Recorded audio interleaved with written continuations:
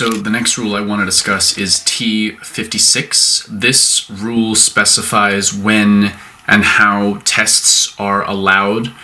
And so t.56.1 says, only the last hit made before the fault was established can be annulled, and then only if it is against the competitor whom the hit was registered who is placed at a disadvantage by its failure. So essentially what that means is if there's a problem that has potentially been recurring for more than one hit, even if you know for sure that that problem happened, you can only annul the last hit.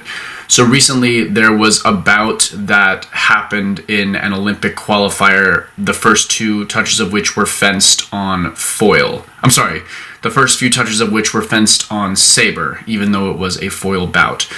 And once it is established that the machine is on saber, the last hit should be annulled, but unfortunately you can only annul the last hit.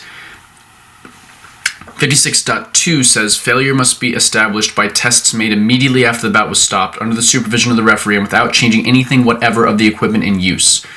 What that means is that when a test is made, it's important to ensure that all conditions stay the same. So if we both hit each other and there's only one light despite the fact that we both hit at the exact same time, I can't then straighten my weapon or twist my barrel or touch my wire or fix my sleeve or even press the weapon into the ground.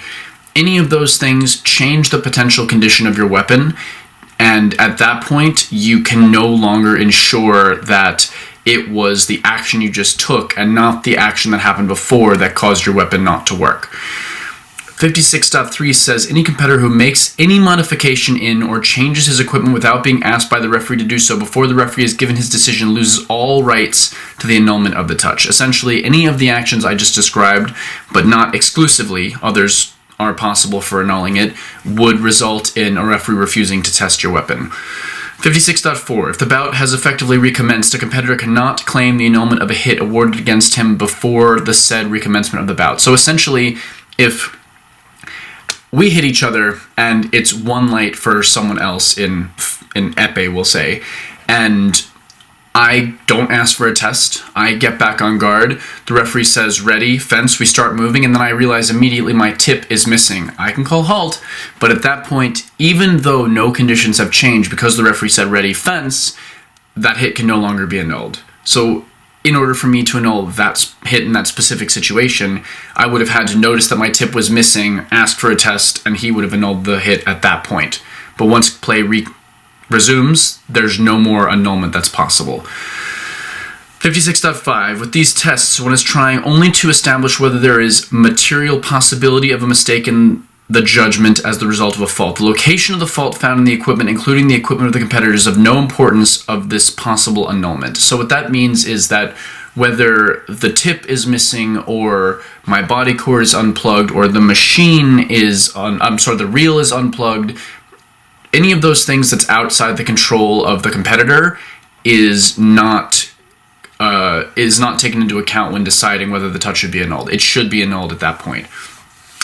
56.6. It's not necessary that the failure found should repeat itself each time a test is made, but it is essential that the fault should be observed by the referee without the possibility of doubt at least once during the test made by him or under his supervision. Essentially, if you have an intermittent problem, if we test 10 times, but for sure it didn't work once, that's enough doubt to annul the touch. I know some people say that it has to not work the first time. That's not true. If during your proceedings you observe it not working once, that's enough grounds to annul the hit.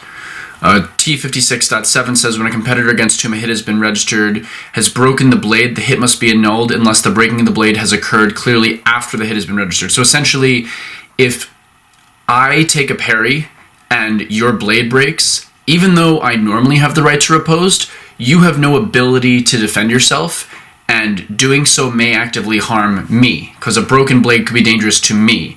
And at that point, it's an immediate halt. Same thing if I parry and my blade breaks. I have a right to riposte. I can't make the riposte because my blade is broken, so there's nothing allowed after that happens.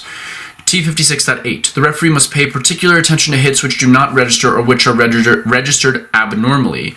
Such Should such defects be repeated, the referee must ask a member of blah, blah, blah, blah, blah to verify the equipment conforms to the rules. So essentially, they're just watching to make sure that this problem doesn't repeat. And if it does, they need to call an armorer.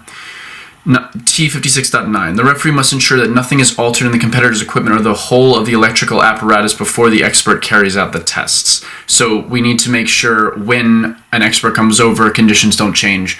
So if you're having a hard time replicating something or you're trying to fix something, the competitors don't touch it until the armorer comes over. And T.56.10. Hits made during or after a fall must be annulled. That's a fall made by the person scoring the hit.